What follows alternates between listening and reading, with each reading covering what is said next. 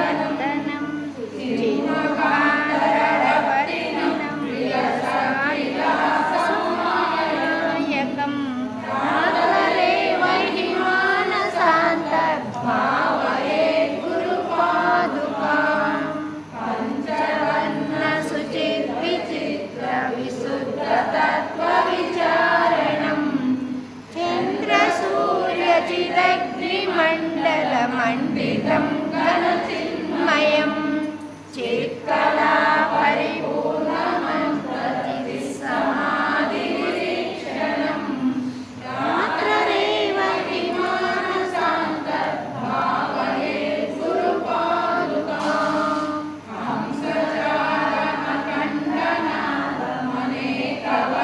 हंसचारणखण्डनादमनेकवर्णमरूपकं शतरागमयं चराचरजन्तुदेहनिवासिनं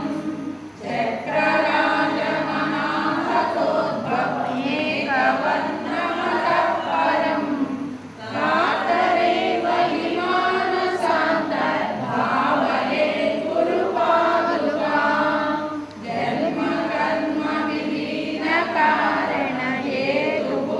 जन्मकर्मविलीनकारणहेतुभूतमभूतकं जन्मकर्मनिवारकं रुचिपूरकं भवतारकं नमः। ॐ आदिमध्यान्तरहिताय नमः। ॐ दयानिधये नमः। ॐ सच्चिदानन्दरूपाय नमः। ॐ सदाचाराय नमः। ॐ योगयोनये नमः। प्रज्ञानगणाय नमः। ॐ पंचकोशविलक्षणाय नमः। कोटिगन्धर्वसुन्दराय नमः। ॐ कृपावीक्षणाय नमः। तनवे नमः। ॐ आनन्दाय नमः। अजाय नमः।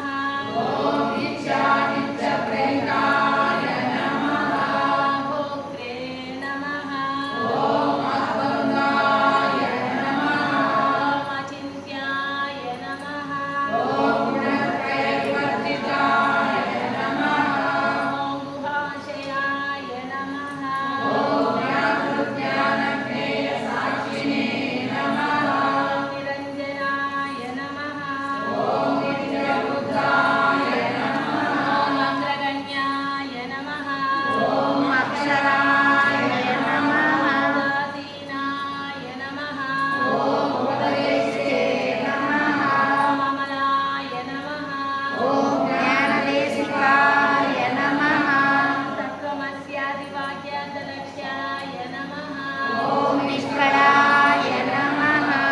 तारकाय नमः। ॐ तत्त्वबोधाय नमः। नित्यशुद्धाय नमः।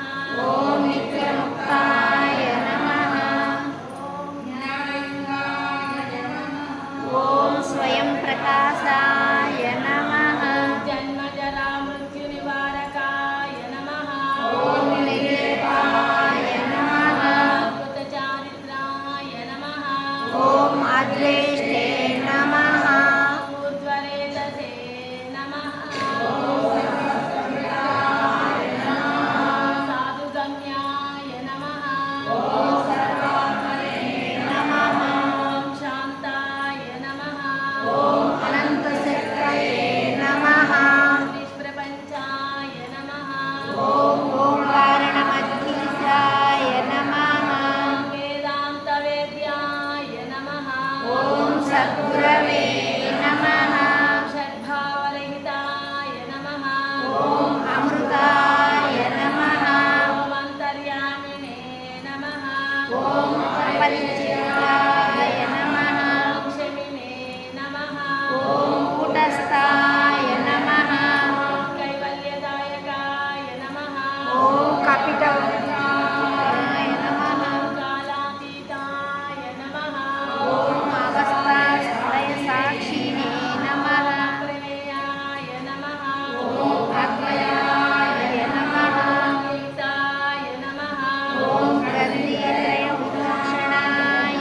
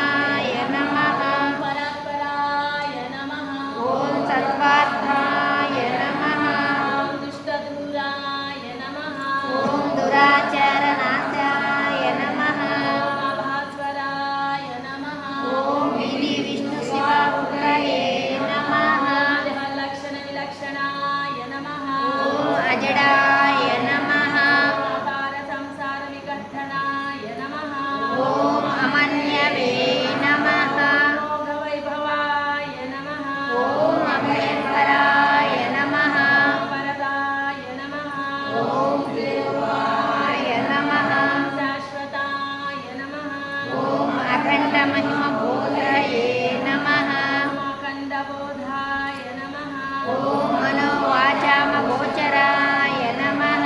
పరిపూర్ణాత్మనే నమః. ఓం బాహ్యాంతరస్థితాయ నమః. కృతయే నమః. ఓం నిర్వికారాయ నమః. నిర్వైరాయ నమః. ఓం లక్ష్యాలక్ష్యవర్జితాయ నమః. నిర్వికల్పాయ నమః. ఓం అవ్యయాయ నమః. ఓం అనంతరూపాయ నమః. ఓం ఓం దక్షిణాభిముఖాయ నమః. ఓం అలింగాయ నమః. ఓం నిర్వాణసుఖదాయ నమః. ఓం ధర్మావతారాయ నమః. ఓం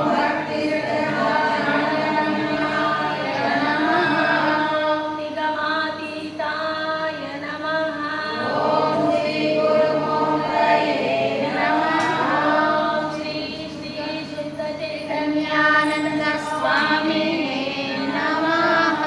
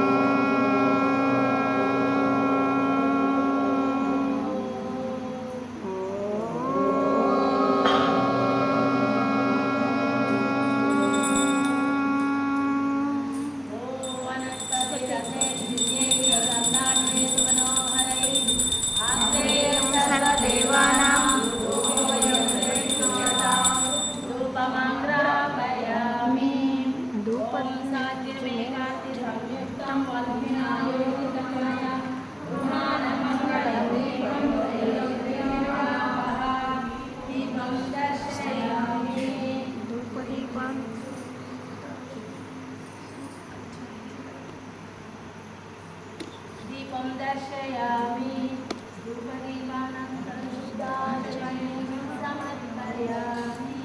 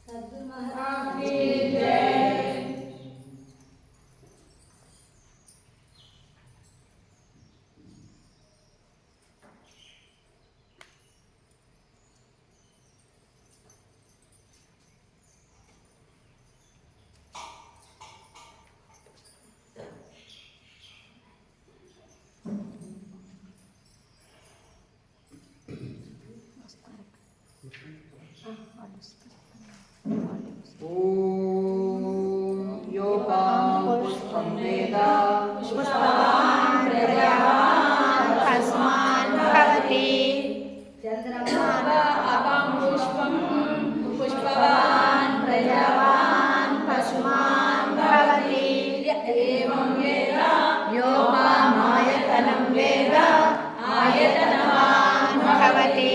రాజాయ ప్రసన్న సాయినే నమో విష్ణుమహే తమే కామాన్ కామాయ మహ్యం కామేశ్వై కుబేరాయ వైష్ణవనాయ మహారాజాయ నమః. ఓం తద్బ్రహ్మ ఓం తద్వాయుః ఓం తదాత్మా ఓం తత్సత్యం ఓం తత్సర్వం ఓం తత్పురో నమః.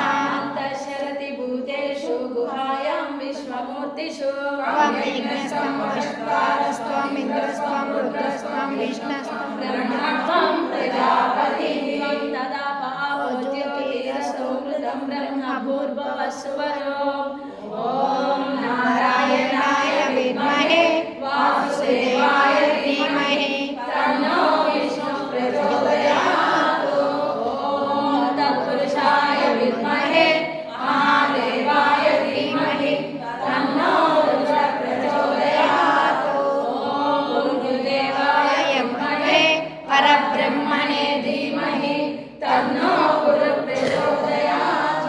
ఇది సువర్ణామృత పుష్పం సమర్పయామి. ఓం యాని కాని చ పాపాని జన్మ.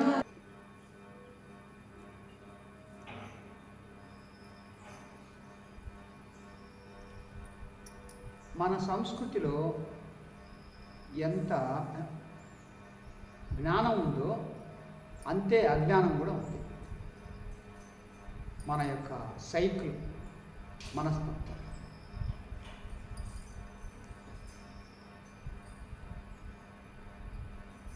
వాళ్ళు విమర్శించే బదులుగా మనల్ని మనం ప్రశ్నించుకోవాలి.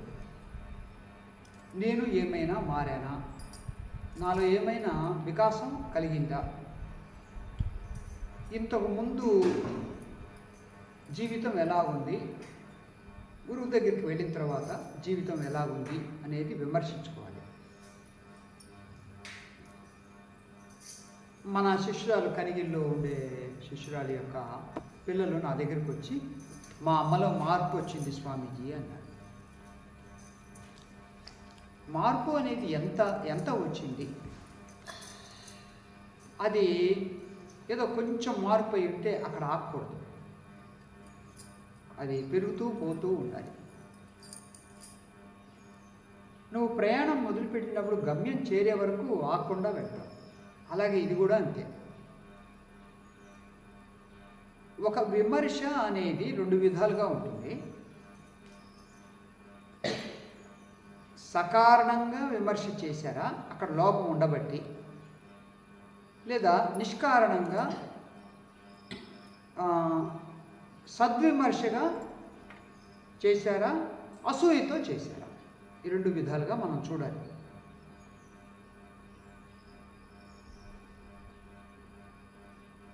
ఆధ్యాత్మిక జీవితము అనేది ఏమిటి? అంతర్వికాసం.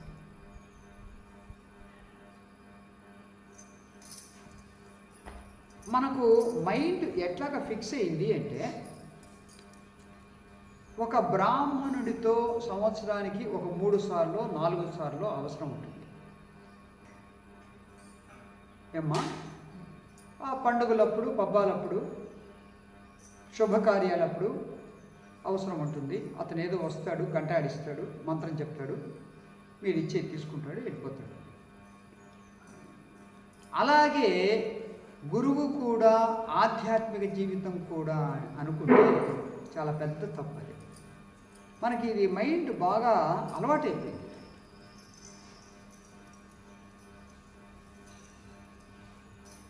ఎప్పుడో ఒకసారి గురువు దగ్గరికి వెళ్తే చాలు. ఎందుకంటే బ్రాహ్మణుడితో మనకు ఆ సంబంధం అట్లాగే ఉంది కాబట్టి గురువుతో కూడా అట్లాగే, ఆధ్యాత్మిక సాధనతో కూడా అట్లాగే అనుకుంటారు. మీరు చూడండి మన ఆశ్రమ వ్యవస్థ ఎట్లా ఉంది. బ్రహ్మచర్యాశ్రమము, గృహస్థాశ్రమము, వానప్రస్థము, సన్యాసం. క్రమ వికాసం ఇది. 25 ఏళ్ళు 25 ఏళ్ళు చొప్పున విభజించారు మన పూర్వ ఋషులు. సో గృహస్థాశ్రమం అయిన పిమ్మట 50 ఏళ్ళు దాటిన తర్వాత పూర్తిగా ఈ సాధనలోనే, జ్ఞాన ఆర్జనలోనే, వైరాగ్యంలోనే, వివేకంలోనే, శాస్త్ర మథనంలోనే ఉండాలి అని చెప్పారు. దాన్ని నేను అనేకసార్లు మీకు చెప్పాను. పెళ్ళప్పుడు కాశీయాత్ర, ఏమ్మా కాశీయాత్ర ఉండే దేనికి అంటే, అహం కాశ్యాం గచ్చామి, నేను కాశీకి వెళ్తాను అంటాడు. ఆ ఒటుకు రావి మంట తీసుకొని ఉత్తరాభిముఖంగా నిలబడి నేను కాశీకి వెళ్తాను అంటాడు. ఇప్పుడు తల్లిదండ్రులు కిమర్థం అని అడిగితే, తపస్యాయ, తపస్సు కోసం. తపస్సు ఎందుకు అని అడిగినప్పుడు ముక్త్యాయ అంటాడు, ముక్తి కోసం అని అంటాడు. ఈ ఎప్పుడు వస్తుంది అని అంటే, పెళ్ళి కాకముందే బ్రహ్మచారిగా ఉన్నప్పుడే ఈ భావన వస్తుంది ఆ అబ్బాయికి. సరే, అప్పుడు ఏదో ఒక అతన్ని వాళ్ళు సిద్ధం చేసి ఉంచుతారు. అతనేమంటాడంటే, బాబు మంచిదే నువ్వు వెళ్ళటము, తపస్సు చేసుకోవటం, ముక్తిని పొందటం బాగానే ఉంది. మా అమ్మాయిని ఇచ్చి పెళ్లి చేస్తాము, నువ్వు పెళ్లి చేసుకొని మీ ఇద్దరూ కలిసి తపస్సు చేసుకోండి, ఇక్కడే మీ గృహస్థాశ్రమానికి కావలసినటువంటివన్నీ కూడా మేము ఒదగించి ఇస్తాము అని అంటాడు. సరే అని ఒప్పుకుంటాడు, దిగుతాడు. ఇప్పుడు ఒటువు కాస్త వరుడవుతాడు. ఇక ఆ పెళ్లి తంతువులన్నీ కూడా ప్రారంభమవుతాయి. కాన్సెప్ట్ చూడండి మనకి ఎట్లా ఉంటుంది.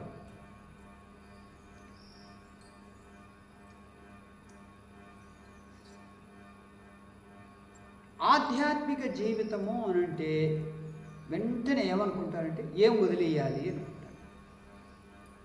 ఎక్కువ మంది అదే అనుకునేది, ఏం వదిలేయాలి.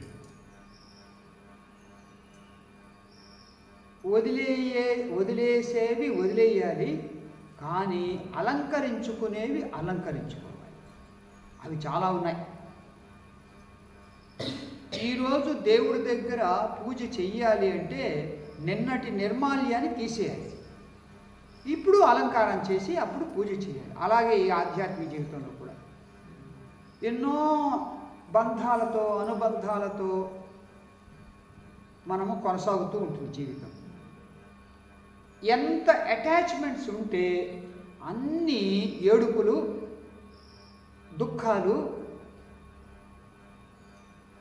మమకారాలు అంతే. అవి అవి అట్లాగే వస్తాయి, అవి తీసుకొస్తాయి.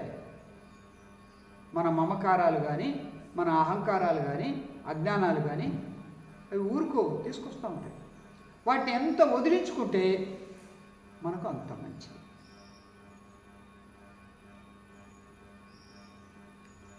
సో ఏ సుఖాలకు దూరంగా ఉండాలి అని అనుకుంటారు, కానీ బాహ్య సుఖాలకు దూరంగా ఉండటం దేనికి, దుర్గుణాలకు దూరంగా ఉండటం దేనికి అని అంటే, సుగుణాలతో అలంకరింపబడి అంతర్సుఖాన్ని, అంతరానందాన్ని పొందటం.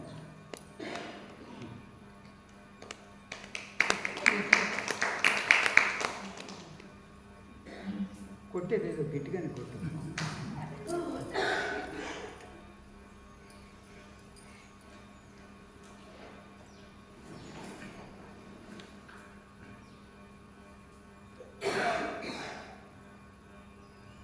బయట అందరూ కూడా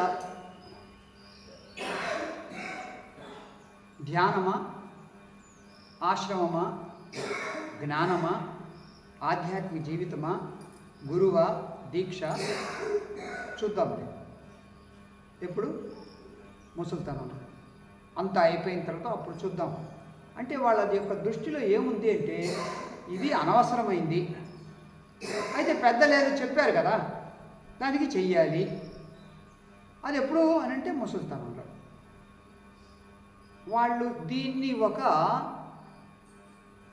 అనేక ప్రాపర్టీస్ మనకు ఉన్నాయి, ఇంకొక ప్రాపర్టీ కూడా ఉంటే బాగుంటుంది అనుకుంటారు. అట్లాగే ఇది కూడా ఒకటి ఉంటే బాగుంటుంది. చాలామంది అంతే. గురువు ఉండేది కూడా దేనికి అని అంటే, ఏదో గురువు ఉండాలి. చాలామంది అట్లాగే ఉన్నారు.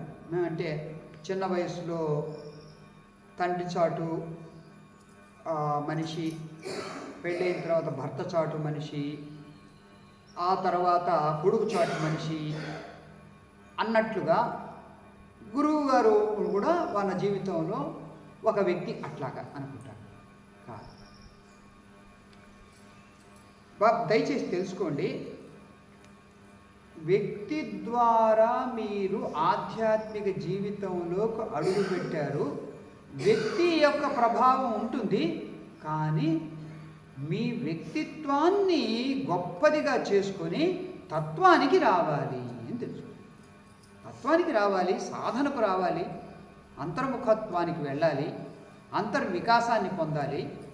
అప్పుడు బాగుంటుంది. ఒక ఊరు, మన శిష్యులు ఎప్పటి నుంచో ఉన్నారు.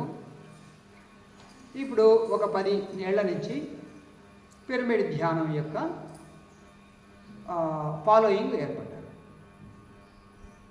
వాళ్ళెప్పుడు కూడా మన వాళ్ళతో పోల్చుకొని ఏమంటా ఉంటారంటే అందరితో, అబ్బాయి వాళ్ళందరూ ముసలోళ్ళు, ఆ స్వామి ఏమో గడ్డం పెంచుకుంటాడు, బొట్టు పెట్టుకుంటాడు, మనమేమో ఏం లేకుండా టిప్ టాప్గా ధ్యానం చేస్తాము, మనము ఎంతో ఉన్నత మార్గంలో ఉన్నాము, మీరు ఇంకా అక్కడే ఉన్నారు అని మన వాళ్ళతో అంటూ ఉంటారు, బయట ఊర్లో వాళ్ళతో కూడా చెప్తూ ఉంటారు. వాళ్ళెవరో ఆ మాట నాతో అనరు. అక్కడ దర్శిలో ఉండే రామాలయం పూజారి, మీరు లలిత చదవకూడదు, అబ్బో దోషం అది అని అక్కడ వాడన్నా, కుర్చేడులో ఉండే కనికా పరమేశ్వరి దేవస్థానం ఆ ఊరు పురోహితుడు వాడు సురేష్ అనేవాడు, వాడు కూడా లలిత మీరు చదవకూడదు ఆడవాళ్ళు తప్పు అని అన్నా. ఎవరితో అంటారంటే మన వాళ్ళతో అంటారు, కానీ నాతో అనరు. ఎందుకంటే నేను వాళ్ళని ఓడిస్తాను తెలుసు, కాబట్టి మన వాళ్ళతో అంటాడు. చూడండి అమ్మా, ఒక్క వ్యక్తి ఎవరైనా మీలో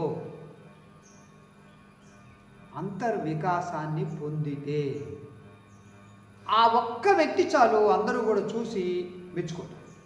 మీ సత్సంగం అంతా కూడా ఆ ఒక్క వ్యక్తి వల్ల గొప్ప వికాసాన్ని పొందుతుంది.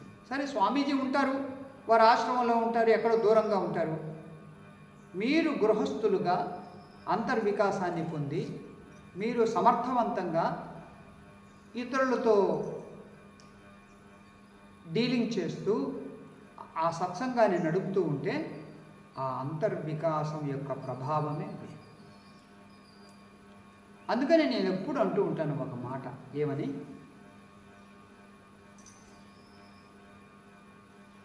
వస్తువులతో చేసే సహాయం కంటే మన పలుకుబడితో చేసే సహాయం కంటే, ఆర్థికపరమైనటువంటి సహాయం కంటే వ్యక్తిత్వం యొక్క వికసించిన వ్యక్తిత్వంతో చేసే సహాయం గొప్పది.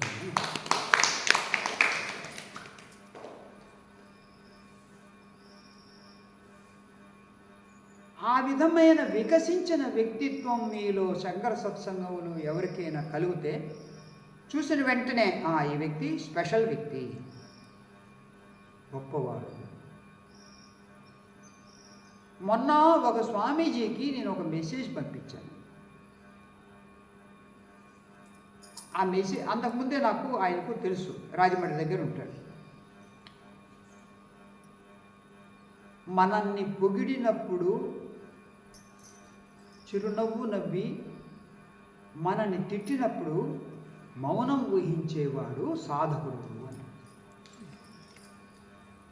ఎంత గొప్ప మాట స్వామికి, మీ యొక్క వ్యక్తిత్వం నుంచి ఎంత మంచి మాట వచ్చింది అని అంటారు. ఇవన్నీ ప్రాక్టికల్గా మనకు రావాలి, అనుభవం నుంచి రావాలి. సాధన చేసినప్పుడు, మనం ఎదిగినప్పుడు, వికసించినప్పుడు అది సహజంగా వచ్చేస్తాయి. ఇప్పుడు చంద్రుడు పాడ్యమి రోజు ఎట్లా ఉంటాడు, పౌర్ణమి రోజు ఎట్లా ఉంటాడు, కనపడుతూ ఉందా లేదా వికాసం?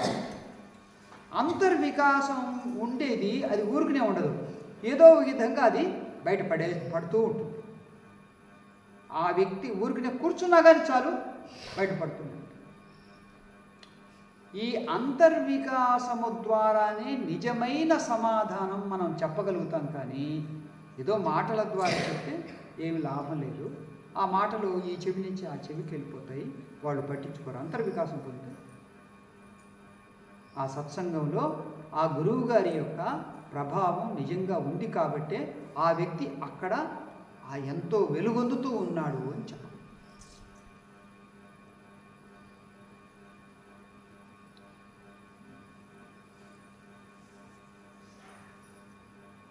సత్యసాయిబాబా వారు అంటారు, వేదశాస్త్రములన్నీ వివరించి బుధులచే చదివించవచ్చు, తా చదవవచ్చు. యజ్ఞయాగ తపంబులు అధికార జనులచే చేయించవచ్చు, తా చేయవచ్చు. ఇలలోన తీర్థములకేగా అన్యులకు బోధించవచ్చు. అష్టాంగ విద్యలు ఆర్యులకు ఉపదేశించవచ్చు, సాధించవచ్చు. కానీ కానీ అని 3 సార్లు అంటాడమ్మ ఆయన. కానీ దేహేంద్రియముల అరికట్టి మనసు నిలిపి అంతర్ముఖము చేసి అనవరతము నిశ్చల సమాన చిత్తుడై నిలువలేడు అంటే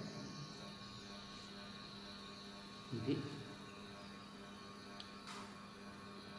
సో మనం బాహ్యంగా ఎన్నైనా సాధించవచ్చు మన విద్య ద్వారా, మన పలుకుబడి ద్వారా, మన స్థానం ద్వారా. కానీ అంతరంగంలో ఎట్లా ఉన్నాడు అది ముఖ్యం. ఎట్లా ఉన్నాడు లేదా ఎట్లా ఉన్నది, స్త్రీలింగం అయితే ఇది ముఖ్యం.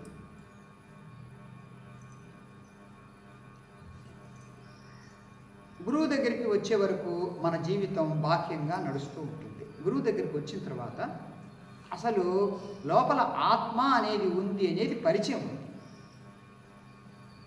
అందరిలో ఉండేది అదే ఆత్మ. ఈ శరీరం మారిపోతూ ఉంటుంది, మనస్సు ఇంకా క్షణికంగా మారిపోతూ ఉంటుంది. కానీ ఈ రెండిటికి సాక్షిగా ఉండే ఆత్మస్వరూపం మాత్రం మారకుండా ఉంటుంది. అందరూ కూడా ఆత్మస్వరూపులే. అన్నింటిలో ఉండేటువంటి సారభూతమైనటువంటి తత్వం ఏమిటంటే ఆ ఆత్మే అనేది పరిచయమైనప్పుడు ఇక ఆత్మ ప్రయాణం జరుగుతూ ఉంటుంది. అదే అంతర్ప్రయాణం, అంతర్వికాసానికి దారి. ఆ ఆత్మజ్ఞానమే అత్యంత విలువైనది. జీవితంలో పొందదగినటువంటి ఏకైక ధ్యేయము అని అదే అని తెలుసుకోవాలి. ఇంకా మిగతావన్నీ నాకు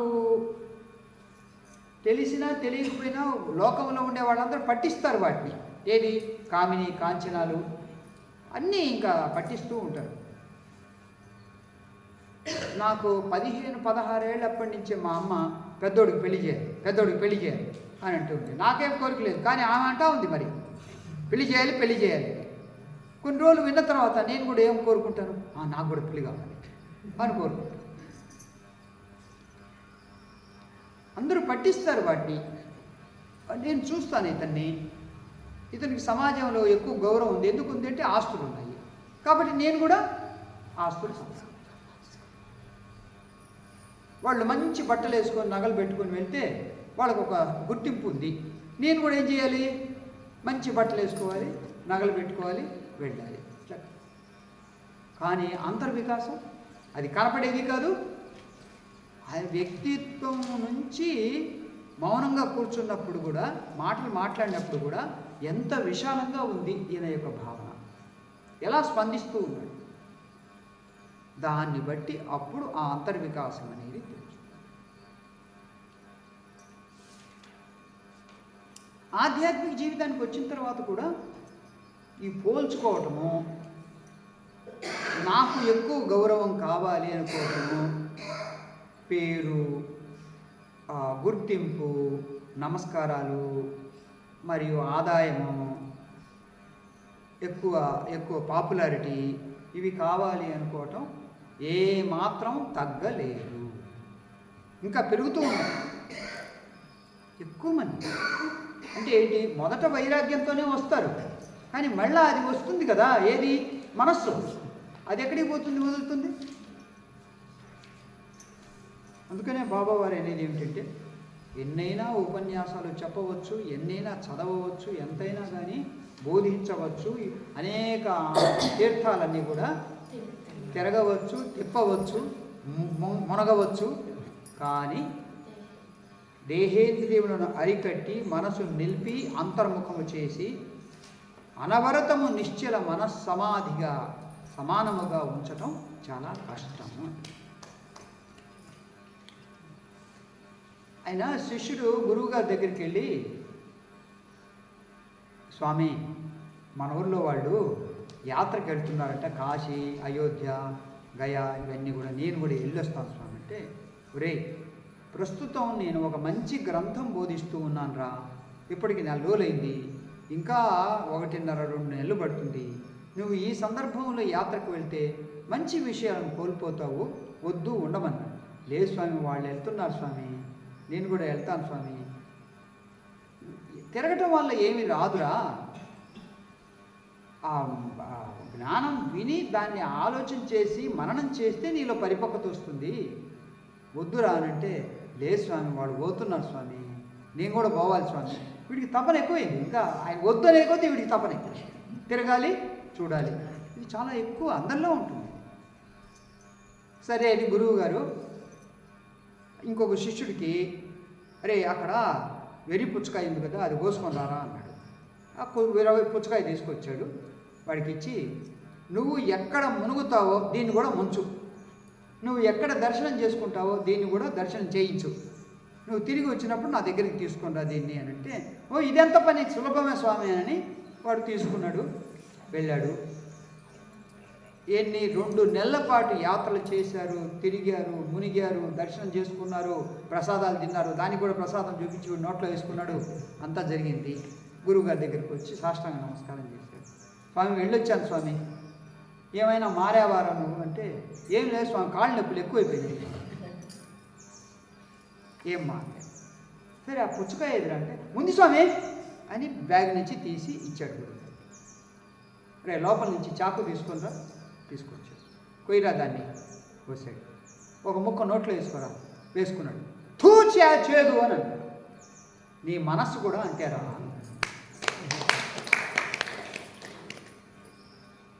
సో చేదు అట్లాగే ఉంది. ఎన్ని చోట్ల మునిగినా అది చెయ్యకూడదు అనటం లేదు, ఏది యాత్ర చేయండి, కానీ అవన్నీ కూడా ఒక స్టేజ్ మాత్రమే.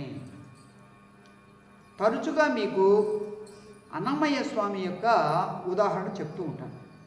మొదట ఆయన ప్రేమ పాటలు, వలపు పాటలు, కామ పాటలు పాడాడు, తర్వాత దేవుడి గురించి పాడాడు, తర్వాత బ్రహ్మం ఒక్కటే అన్నాడు, ఆ తర్వాత అంతర్యామి. ఆ స్టేజ్ చూడు, వరుసగా 4 స్టేజెస్లో ఆయన ఏ విధంగా అంతరంగ వికాసం పొందాడు. మనము నామం ద్వారా ప్రారంభించవచ్చు, కర్మయోగం ద్వారా ప్రారంభించవచ్చు, ధ్యానం ద్వారా ప్రారంభించవచ్చు, జ్ఞానం నుంచి అయినా ప్రారంభించవచ్చు. కానీ అన్నిటికంటే ముఖ్యం ఏమిటంటే, నామం ద్వారా కడతేరినటువంటి వాడు తుకారాం. ఏమయ్యా నువ్వు ఏ గురువు దగ్గరికి లేవు, ఏ సేవలు శ్రవణమో చేయలేదు, ఏమి చదువు, నీకు చదివే రాదు అని అంటే, అప్పుడు ఆయన అన్నాడు, అయ్యా ఈ దేహము మా ఊరిలో పుట్టింది, ఆ ఊరి పేరు దేహు. ఊరి పేరు ఏం పేరు? దేహు. ఎక్కడ పుట్టింది ఈ దేహం? దేహులో పుట్టింది. మొన్న నేను సనాతన సభలకు బొంబాయి వెళ్ళి వస్తూ దేహు వెళ్ళాను. ఒక 2-3 గంటల సేపు అక్కడ గడిపాను. అక్కడి నుంచి మళ్ళీ ఇంకో గంట ప్రయాణం చేసి ఆలంది వచ్చాను. అక్కడే సంత జ్ఞానేశ్వరి యొక్క సమాధి. తుకారాం సమాధి లేదు అక్కడ. ఆయనది అంటే పురాణ నమ్మకం ఏమిటంటే, పుష్పక విమానం వచ్చింది, ఆయన సశరీరంగా వైకుంఠానికి తీసుకెళ్ళింది అని అక్కడ ఐతిహ్యం. ఆలందీలో మాత్రం జ్ఞానేశ్వర మహారాజు యొక్క సమాధి ఉంది. ఈ భక్తుల యొక్క సమాధులు పుణ్యస్థలాలు చాలా పాపులర్ మహారాష్ట్రలో. అక్కడ పోలీసు వ్యవస్థ, న్యాయ వ్యవస్థ కూడా కొంత జనులకు, సామాన్య జనులకు అందుబాటులో ఉంటుంది. కారణం ఏమిటంటే శివాజీ మహారాజ్ రాజుగా ఉన్నప్పుడు ఎవరు గంట కొట్టినా కానీ వెంటనే బయటకు వచ్చి వాళ్ళకి న్యాయం చేసేవారు. అదే ప్రభావం ఇప్పుడు కూడా ఉంది అక్కడ కొంతవరకు. కిటికీ సరిగ్గా తిరుగు కుక్కి వేసేసి అదే కుక్కి తగిలించి ఇట్లా మొక్కలకి.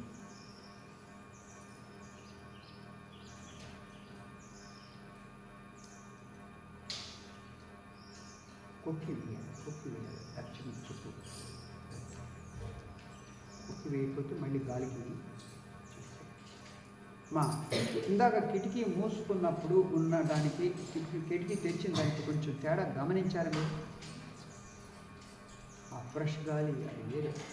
అందువల్లనే ఎక్కడికైనా బయటికి వెళ్ళినప్పుడు బతిమలాడతారు శిష్యులు, స్వామి మా ఇంట్లో ఒక్కరోజు ఉన్నాడు స్వామి, రేపు పొద్దున ఎదురు కానీ అని బతి. అమ్మ ఇక్కడ నాకు ఒకటి వేడిగా ఉందమ్మా అంటే అప్పుడు సరే అని నచ్చాను. 4 గోడలు, ఫ్యాను లేకపోతే ఏసీ, అది ఇంకా ఇంకా వేడి.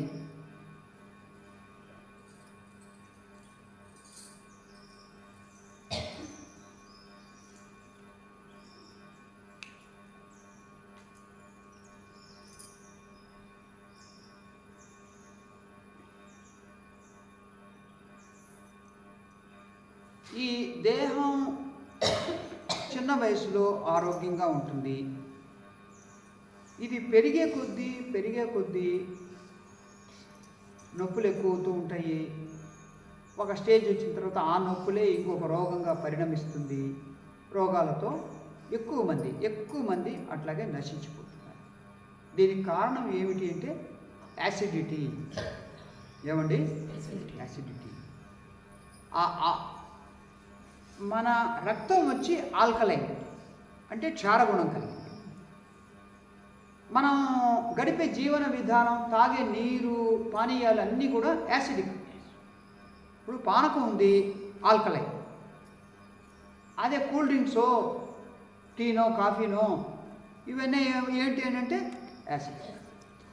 సో నిదానంగా ఏమవుతుందంటే రక్తంలో యాసిడిటీ పెరిగిపోతుంది. అప్పుడు నొప్పులు పోయిలు అన్నీ వస్తాయి. ఆ ఫ్రెష్ గాలి లేదు, ఫ్రెష్ నీరు లేదు. అమ్మా గమనించుకోండి అమ్మా, ఇది ఒక చిన్న వ్యవస్థ. ఇది అనేక అవయవాలన్నీ కలిసినటువంటి ఒక చిన్న వ్యవస్థ. సమాజము అనేది ఒక పెద్ద వ్యవస్థ.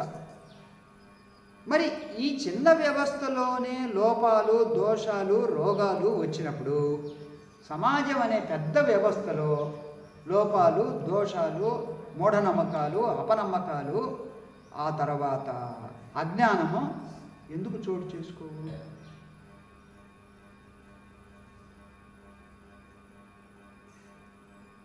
వాళ్ళతో పోల్చుకొని మనము వాళ్ళ నుంచి ఏమి నేర్చుకోవచ్చు అని అనుకోవాలి. కానీ వాళ్ళకంటే మేము గ్రేట్ అనుకోవటం అది సాధన కాదు.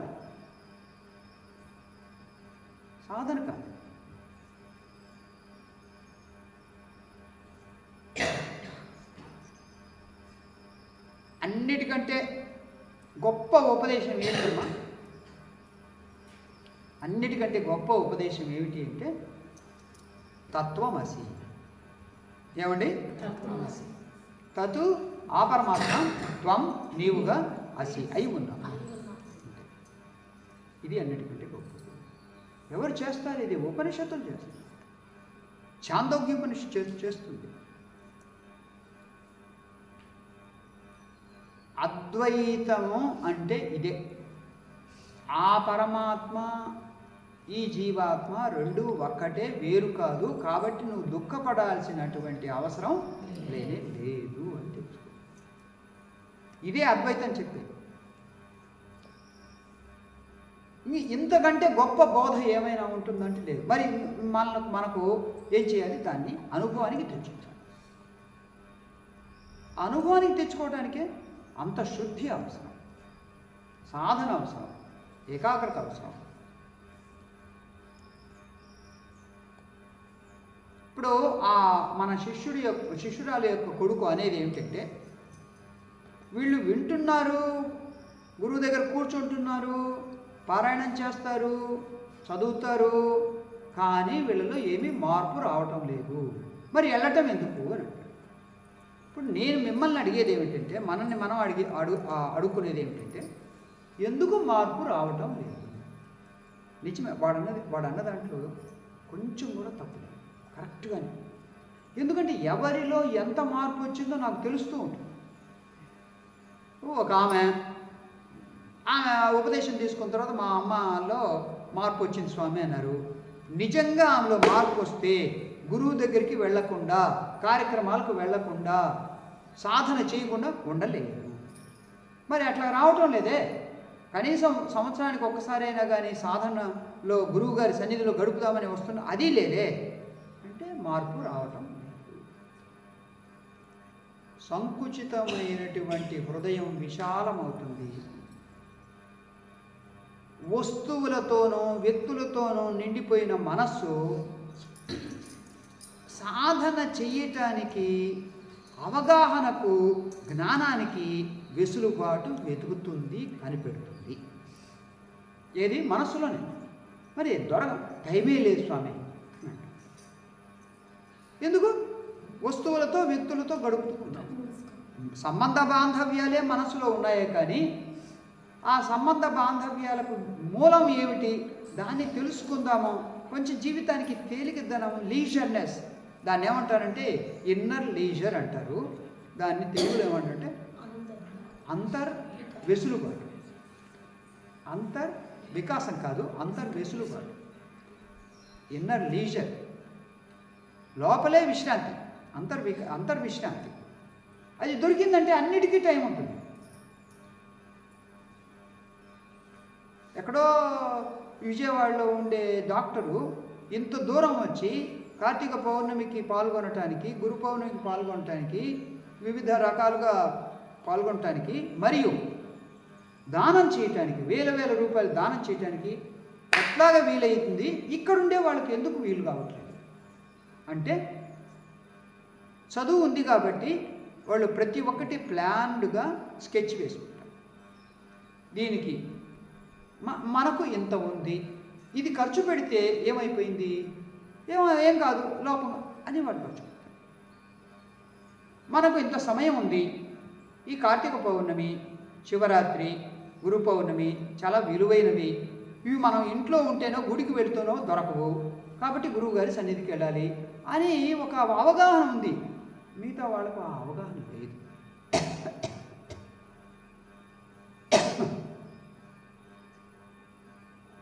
ఎందుకు లేదు అని అంటే, ఈ సంబంధ బాంధవ్యాలే మునిగిపోయింది.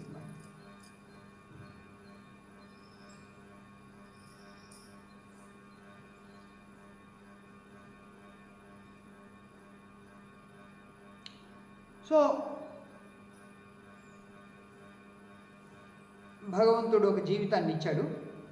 భగవంతుడో ప్రకృతి వచ్చింది. పుట్టుక, చావు రెండు నిర్ణయింపబడ్డాయి. కానీ ఆ మధ్యలో ఉండే జీవితాన్ని ఏ విధంగా సాగించాలో నువ్వు నిర్ణయించాలి. ఆ మధ్యలో ఉండే జీవితాన్ని ఎలా నడుపుకోవాలో, ఎలా వికాసం చెందాలో, చిరునవ్వుతో జీవితాన్ని సాగించాలా, లేదా దుఃఖంతో, మ్లానంగా, నల్లముఖంతో, బాధతో జీవితాన్ని సాగించాలా అనేది నీ చేతుల్లో, ఇంకెవ్వరి చేతుల్లో. ప్రతి ఒక్క సందర్భాన్ని, ప్రతి మాటను, ప్రతి దాన్ని ఏ విధంగా నువ్వు స్వీకరిస్తావు అనేది రియాక్షన్. సుముఖంగా స్వీకరిస్తావా, హాయిగా ఉంటుంది. కానీ నెగిటివ్గా స్వీకరిస్తావా, కుంచుకుపోయి స్వీకరిస్తావా, అప్పుడు అది పాడైపోతుంది. ఆ రియాక్షన్ కాస్త నెగిటివ్ రిజల్ట్ని ఇస్తుంది.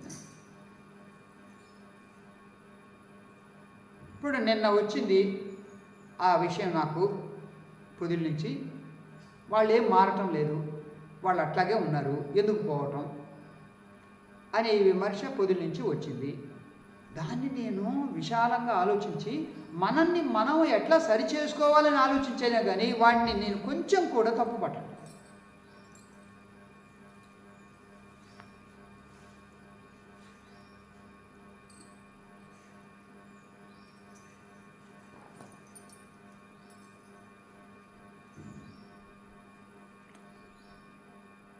మన భారతదేశంలో అనేక మతాలు ఉన్నాయి. ఏమ్మా? అనేక మతాలు ఉన్నాయి. అట్లాగే వాటికంటే ఎక్కువ అనేక సిద్ధాంతాలు కూడా ఉన్నాయి. ఆ సిద్ధాంతాలకు తగినటువంటి సంస్థలు, గమ్యాలు, సాధనలు, ధ్యానాలు చాలా ఉన్నాయి, కొల్లలుగా. సో ఒక సంస్థ వాళ్ళు ఇతరులను చూసినప్పుడు నమస్తే అంటారు, ఇంకొక సంస్థ వాళ్ళు నమస్కారము అని అంటారు, ఇంకొక సంస్థ వాళ్ళు హరి ఓం అంటారు, ఇంకొక సంస్థ వాళ్ళు సాయిరామ్ అంటారు, ఇంకొక సంస్థ వాళ్ళు రామ్ రామ్ అంటారు, సియారామ్ అంటారు, రాధే రాధే అంటారు, హరిబోల్ అంటారు, ఇంకో కొంతమంది ఏమో నమశివాయ, ఓం నమశివాయ అని అంటారు. ఇన్ని రకాలైనటువంటి గ్రీటింగ్స్, ఏది ఆహ్వాన పిలుపులు ఉన్నాయి అని అంటే వాళ్ళ యొక్క మనస్సుల వెనుక అనేక రకాలైనటువంటి గమ్యాలు ఉన్నాయి, సంస్థలు ఉన్నాయి, కల్చర్స్ ఉన్నాయి. అవి అనివార్యం అంతే. దాన్ని సరిదిద్దలేము. ఇంకా రావచ్చేమో, మళ్ళీ ఇంకా రావచ్చేమో, చెప్పలేము మనం.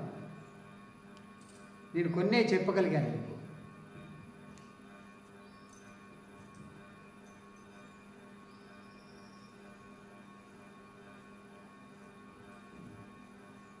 ఇన్ని రకాలుగా ఉన్నప్పుడు మనము ఒకదానితో పోల్చుకొని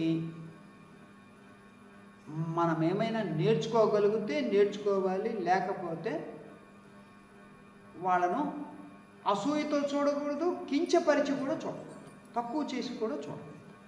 మనం ఏదైనా నేర్చుకోగలిగితే నేర్చుకోవాలి అంతే.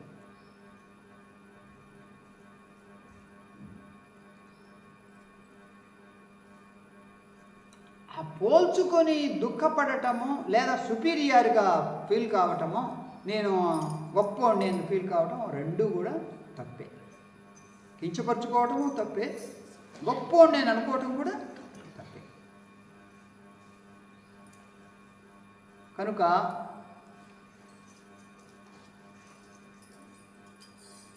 మానవ జీవితం అరుదైనది, విలువైనది, విశేషమైనది, అమూల్యమైనటువంటిది. దీన్ని సరిగా అర్థం చేసుకుని ఇది నాకు ఉపయోగపడేటట్లుగా, నా అంతర్వికాసానికి ఉపయోగపడేటట్లుగా, నా యొక్క ఉన్నతికి ఉపయోగపడేటట్లుగా దీన్ని మనం మలుచుకోవాలి. అందుకోసమే గురువు దగ్గరికి వచ్చేది. గురువు ద్వారా ఉత్తమమైనటువంటి జ్ఞానాన్ని పొంది ఎవ్వరు లేకపోయినా కానీ నేను సంతోషంగా జీవించగలుగుతాను, ఏమి లేకపోయినా కానీ నేను ఆనందంగా తృప్తిగా జీవించగలుగుతాను అనే స్టేజ్ కనుక నువ్వు చేరుకున్నావు అంటే అప్పుడు నువ్వు ఫస్ట్ స్టేజ్కి చేరుకున్నావు.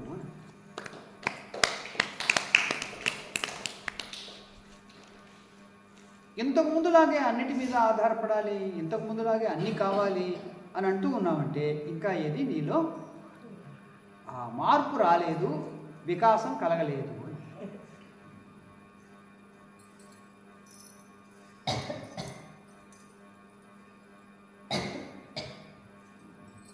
సో మనము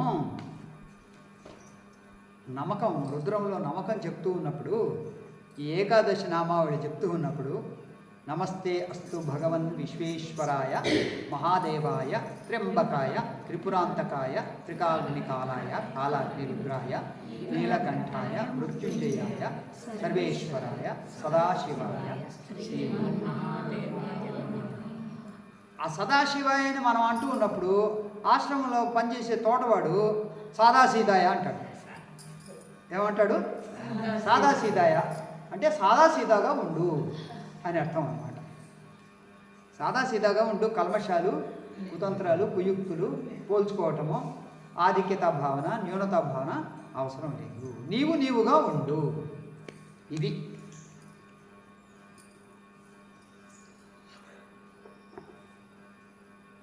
మునగా సులోచన మనల్ని ఈ పుస్తకం అడిగింది. ఉద్ధవ గీత 18 గీతల్లో ఉద్ధవ గీత కూడా ఒకటి. కనుక ఆమె కోసం తెప్పించాం మనం గుంటూరు నుంచి. చూడండి అమ్మా, వినండి అమ్మా. సత్సంగమం. ఓ ఉద్ధవా, ఈ సందర్భంలో ఒక ముఖ్యమైన విషయం నీకు సూచిస్తున్నాను. నేను ఎవరు కృష్ణ భగవానుడు ఉద్ధవుడితో చెప్తూ ఉన్నాడు. ఈ ఉద్ధవ గీత అంతా కూడా అదేమో భగవద్గీత అయింది, ఇది మాత్రం ఉద్ధవ గీత అయింది. ఇది కూడా భాగవతంలో వస్తుంది. నాకు అనిపిస్తుంది చతుర్థ స్కందంలో కానీ లేకపోతే చివరి స్కందంలో కానీ రావచ్చు ఇది ఉద్ధవుడికి బోధించింది. నేను సత్పురుషులొచ్చే ఎల్లప్పుడూ సమాకర్షుడను, వారున్న చోట నేను శంఖ చక్ర గదా పద్మధారుడనై, చతుర్భుజ అలంకారుడనై ప్రియభావంతో వేయించేసి ఉంటాను. అందుచేత సత్పురుషులు శాశ్వత ఆనందప్రదమైనటువంటి ఆత్మతత్వాన్ని సంభాషించుకునే చోట నేను శాంత ఆనంద జగద్రక్షక విశేష రూపంతో నాకు నేను వచ్చి ఉంటాను. అట్టి మహనీయుల అమృతవాక్కులు ప్రవచనమగుచున్న చోటు అతి పవిత్రమైనది. సత్సంగమని చెప్పబడే వారి ఆత్మజ్ఞాన ఆప్తవాక్యములు, పరస్పర సంవాదములు, గురు శిష్య బోధలు అమోఘమైన ప్రభావం కలిగి ఉంటాయి. నా మహిమ శ్రేయోదాయకమై అక్కడి వారి వెంటనంటే ఉంటుంది. సత్సంగం చేత భక్తి జ్ఞానములు ప్రవృద్ధమైనట్లుగా మరొక ఉపాయం చేత ప్రవృద్ధం కాదని అందరికీ మనవి చేస్తున్నాను. ఓ యదునందన అని ఎవరిననేది? కృష్ణుడు ఉద్ధవుణ్ణి. ఆయన కూడా స్నేహితుడే కదా. అందువల్ల యదునందన, ఉద్ధవ, నీవు నాకు భృత్యభావంతో సేవిస్తున్నవాడివి. కృష్ణుడి యొక్క స్నేహితుడైనా కానీ కృష్ణుడి వైపు ఒక పూజ్య భావన, చాలా గొప్ప గౌరవ భావన ఉంది. బుద్ధుడి తమ్ముడు ఆనందుడు అచ్చం బుద్ధుడిలాగానే ఉంటాడు. బుద్ధుడి భక్తుడు ఉద్ధవుడు అచ్చం కృష్ణుడిలాగానే ఉంటాడు. ఉద్ధవుడు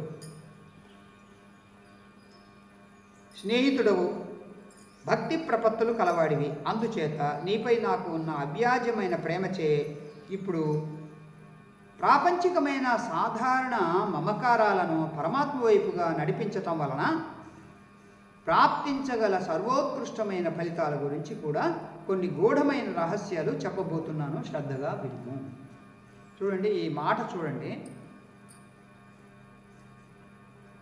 ప్రాపంచికమైనటువంటి సామాన్యమైన మమకారాలను పరమాత్మ వైపుగా నడిపించటం వలన ప్రాప్తించగల సర్వోత్కృష్టమైన ఫలితాల గురించి చెప్పబోతున్నాను అంటే ఇది సత్సంగ మహిమ. ఉద్ధవా, నా యొక్క పరతత్వం నీ వశం చేసుకోవడానికి అనేక ఉపాయాలున్నాయి, మార్గాలున్నాయి.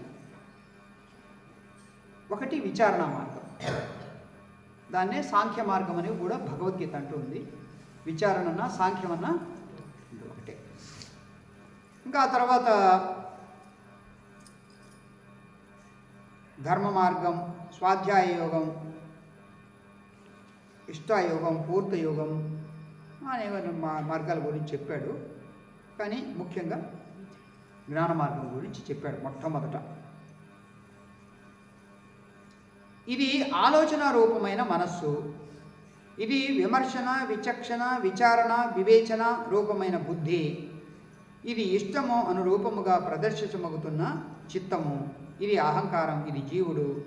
ఇది సాక్షి అయిన ఆత్మ. ఇది సర్వజీవుల్లోని సాక్షి. అట్టి కేవల సాక్షి సర్వుల రూపము. నేనే ఇట్టి విభాగ పాండిత్య అంతర్యామి. పరిశీలన, పరిచింతన, పరియోచన యోగం అని అంటూ ఇంకా అక్కడ అంటే వివరణ అన్నిటినీ విడదీస్తూ చెప్తూ ఉన్నాడు. సత్సంగ మహిమ అట్లాంటిది, దాన్ని మనము సరిగ్గా పొందాలి. ఏదో మనం వచ్చాము వారానికి ఒక రోజున అమ్మవారి శాలలో లలితా సహస్రనామం చదువుకున్నాము, అయిపోయింది, వెళ్ళటం కాకుండా సరే ఏమి చేయకపోయినా అదేనే చేయండి. అది కూడా చేయకుండా ఉంటే ఇంకా అసలు ఏం తెలియకుండా ఉంటారు. ఇప్పుడు వీళ్ళు ఎందుకు వెళ్తున్నారు, వీళ్ళలో ఏం మార్పు రాలేదే, ఎందుకు వెళ్ళటం అని అంటున్నాడు కదా. వీళ్ళకు తెలిసినంత అయినా కానీ వాడికి తెలుసు చెప్పండి? వాడికి ఏం తెలియదు, విమర్శ చేయటం మాత్రం తెలుసు. నా చిన్న వయసులో సత్యసాయి బాబాని చాలామంది విమర్శిస్తూ ఉండేవాళ్ళు. ఎందుకు విమర్శిస్తున్నారో తెలియదు ఆ వయసులో మనకు. అక్కడ కారణం ఏమిటంటే నాకు ఆ తర్వాత అర్థమైంది, నేను జీవించి ఉండే వ్యక్తిని, ఆయన కూడా ఈ భూమి మీద జీవించి ఉండే వ్యక్తి, నన్ను ఎవరూ పూజించటం లేదు, ఆయన్ని మాత్రం అందరూ పూజిస్తున్నారు అనే అసూయ. ఇది బయటికి చెప్పలేరు వాళ్ళు, అసూయ. ఆయన కూడా మనిషి కదా, ఆయన ఎందుకు పూజించేది? నేనేమంటానంటే ఆయన జీవంతంగా ఉండే మనిషి కాబట్టి వెళ్ళండి, వినండి, చేయండి. ఆ 7 కొండల మీద ఉండేది ఉత్తరాయే కదా, అక్కడికి ఎందుకు పోవటం? అసలు కోట్లు కోట్లు కుమ్మరించటం ఎందుకు? అమ్మ అటు అనకూడదు సొన్నే అంటే మీకు పాపం లడ్డు కూడా రాదు మీ చేతికి. యద్భావం తద్భవతి.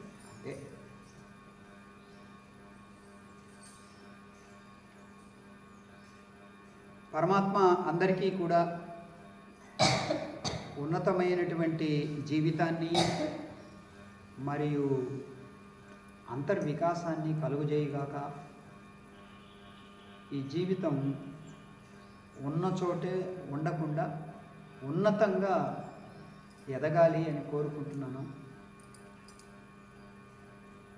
ఎవరికి వారే ప్రశ్నించుకోండి, మనం ఎక్కడున్నామో.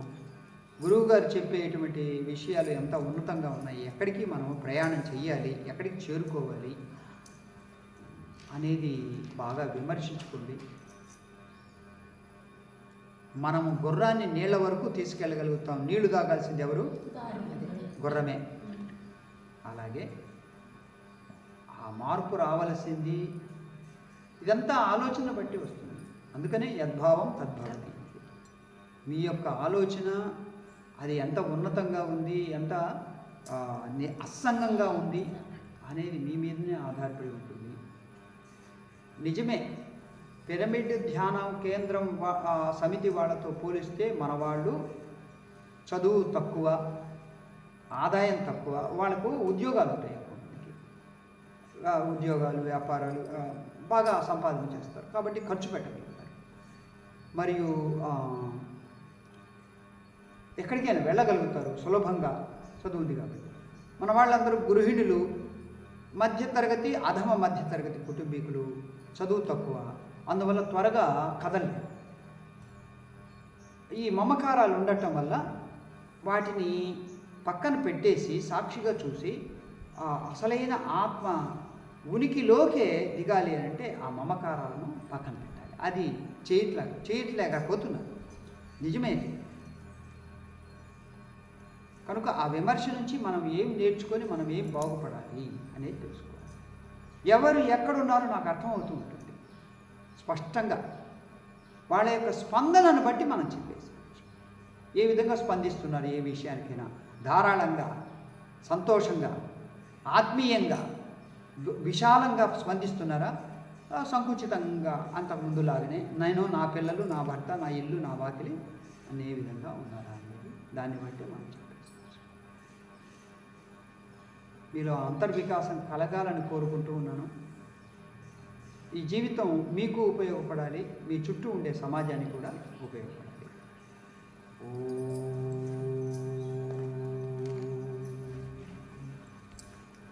స్వస్తి ప్రజాభ్యః పరిపాలయంతాం న్యాయేన మార్గేణ మహీమహీషాః గోబ్రాహ్మణేభ్యः శుభమస్తు నిత్యం లోకాః సమస్తాః సుఖినో భవంతు. కాలే వర్షతు పర్జన్యః सस्यशालिनी देशोऽयं शोभरहितः साधवः सन्तु निर्भयाः। ॐ असतो मा सद्गमय तमसो मा ज्योतिर्गमय मृत्योर्मा अमृतं गमय।